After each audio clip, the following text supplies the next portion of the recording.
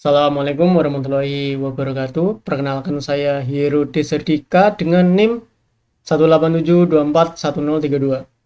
Oke, jadi di sini saya akan menjelaskan mengenai artikel yang saya pilih yang membahas mengenai KNN untuk prediksi penyakit Parkinson.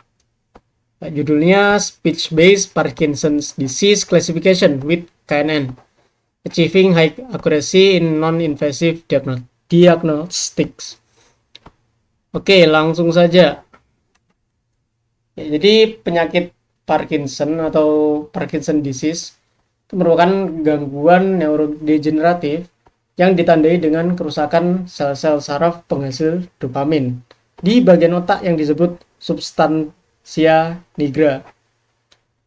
Ya, jadi kehilangan dopamin ini mengakibatkan gangguan koordinasi gerakan tubuh yang bermanifestasi sebagai tremor, kekakuan, kelambatan gerak, serta ketidakstabilan postur.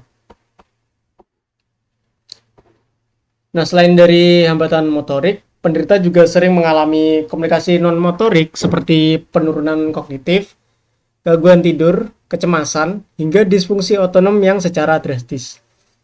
Nah, jadi mengingat sifat penyakit ini yang terus memburuk seiring waktu, ada baiknya diagnosis dini menjadi faktor yang sangat menentukan dalam efektivitas penanganan penyakit ini.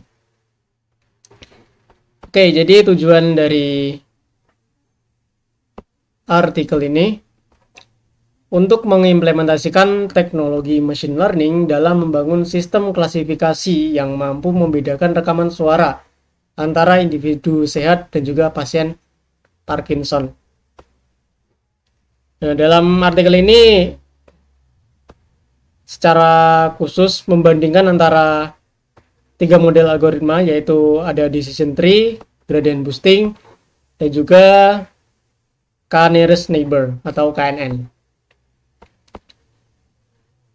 Oke, jadi di datasetnya sendiri, artikel ini menggunakan dataset yang diperoleh dari Kaggle yang mencakup 756 entry atau baris dengan 755 kolom yang berisi atribut suara.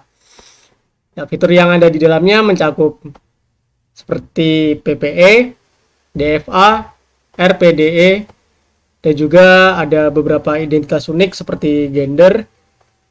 Kemudian ada ini metrik pemrosesan sinyal seperti koefisien transformasi wavelet, pengukuran spektral, dan juga ada aspek statistik dari sinyal suara. Oke, jadi yaitu untuk target variabelnya sendiri ada kolom yang berisi individu ini sehat atau merupakan pasien Parkinson. Oke, selanjutnya. Nah, untuk hasil perbandingan dari ketiga algoritmanya, yang pertama ada kita gunakan metrik confusion matrix. Nah, di sebelah kiri ada decision tree. Nah, bisa kita lihat di bagian true positifnya decision tree menghasilkan nilai 21. Nah, lalu di bagian false positifnya itu menghasilkan nilai 16. Yang mana false positif ini si decision tree memprediksi hasilnya itu positif. Nah, tapi hasilnya itu negatif. Kemudian di sini ada false negatifnya. Untuk yang decision tree menebak ada 17 dan yang true negatifnya 98. Oke, lanjut. Ada gradient boosting. Nah, bisa kita lihat ya, yang bagian gradient boosting ada peningkatan yang cukup signifikan, di mana bagian false positifnya ada penurunan dari 16 menjadi 5. Namun untuk bagian false negatifnya tidak ada perbedaan yang signifikan.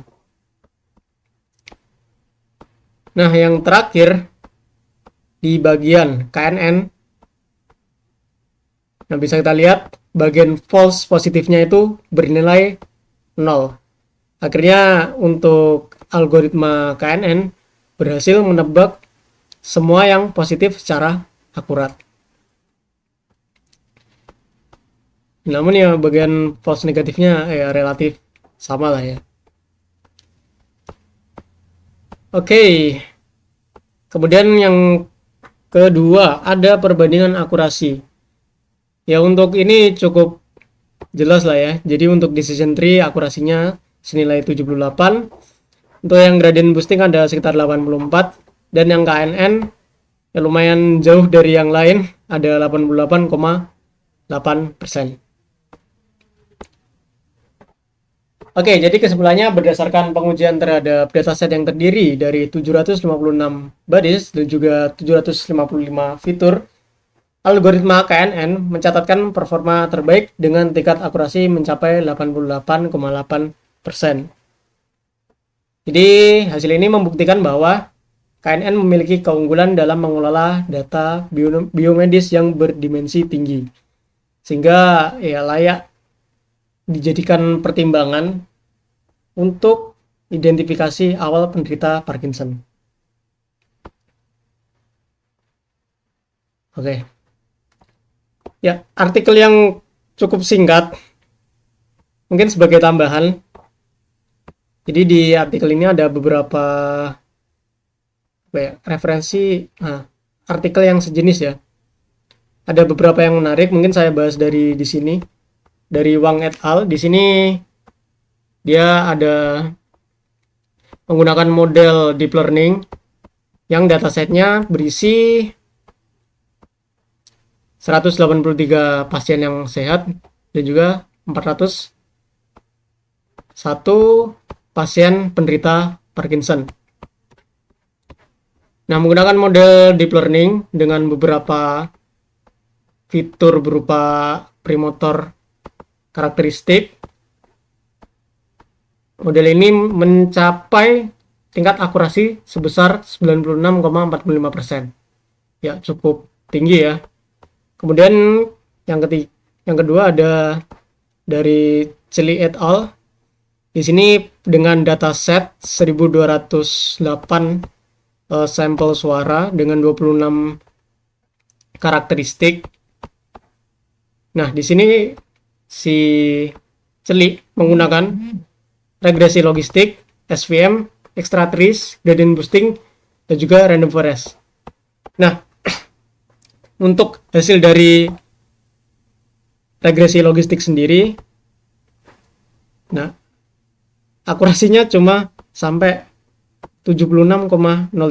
Jadi ya cukup rendah daripada model-model yang lain. Lalu di sini ada yang menarik dari Mandel et al. Di sini model yang digunakan termasuk dari ANN, terus ada boosting teknik, rotation forest, diassemble dengan SVM, dan juga sparse multinomial regresi logistik. Nah, dengan sensitivity dan specificity senilai 0,983 dan juga 0,996, si linear regresi logistik sama sparse multinomial regresi logistik punya akurasi yang cukup tinggi, bahkan kayaknya tertinggi ya, 100%. Ini cukup menarik sebenarnya. Oke, mungkin sekian dulu pembahasan dari saya. Terima kasih sudah menonton. Wassalamualaikum warahmatullahi wabarakatuh.